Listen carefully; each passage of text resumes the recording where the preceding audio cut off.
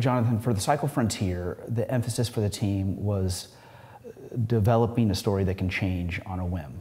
So kind of walk us through the process of that. Basically started with the idea of making a game about social emergent gameplay. So you have a plan, you drop down to the surface, and then something happens and it changes your plan. It's something you didn't maybe expect. The social component is that often in the Cycle Frontier, that will be other players, the dynamic element, if you like. So maybe you come across someone while you're mining your minerals and it's going to become a PvP encounter.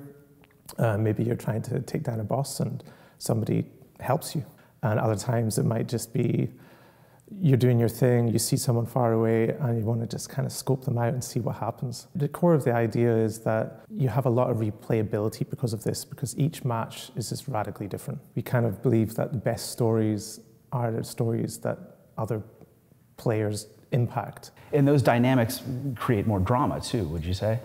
Yeah, I mean, that's something that we really wanted to achieve, is that it's not just really compelling to play from a, like dramatic, it's really dramatic to play, but also to watch. We call it tense uncertainty. I guess any good suspense movie or thriller is really about this. For that to happen, you just need enough variables in your game, and it need to be unpredictable.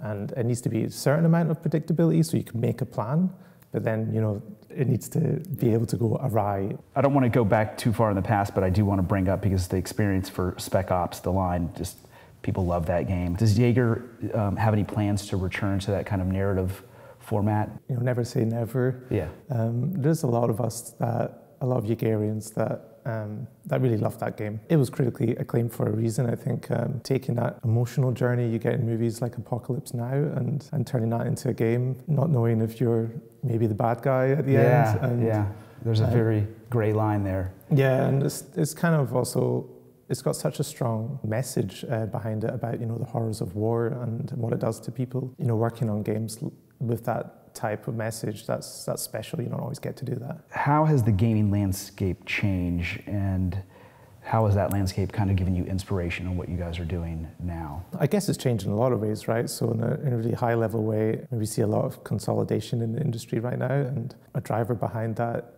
is that it's such a competitive space and you really have to deliver amazing experiences, and these are big bets. And you need to be able to afford to do that and take the risk. When it comes to how that impacts us, we're a smaller studio, and we looked at ourselves as someone who can fill a niche where it's not, you know, a huge AAA game production with 1,000 people, 500 people. But the quality is unmatched. I mean, it's beautiful to look at. Yeah, it is. That's true. And I think we've got a lot of really amazing talent as well that makes that possible. But for us, it's been more about looking at niches that are maybe not fully exploited yet, where there is maybe a bit more creative risk. But as we are generally a smaller production, you know, we can try to take the opportunities. I think YAGER sees itself as a studio that wants to innovate, and you saw that with Spec Ops: The Line. I mean, that was definitely innovative, and we've tried to do that with most of our projects, and the Cycle Frontier's evolution of that. Has the partnership with Tencent allowed you to take more risks like that? Yeah, absolutely.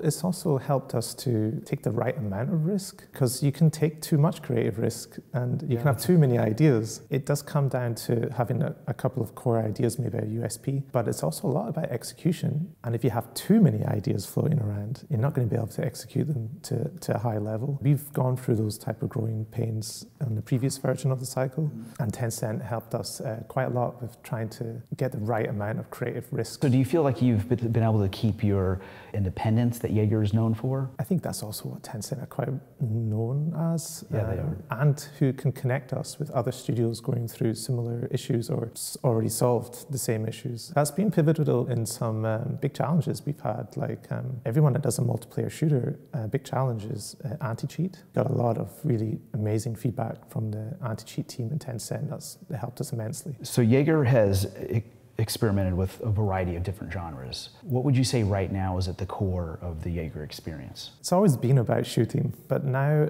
we really want to focus on storytelling through gameplay, through this social emergent gameplay. And we think the best way to do that is when it's jam-packed with drama, and for that you need high stakes. We see this as an area where we can keep on working, develop knowledge experience, and make something very, very good within that genre.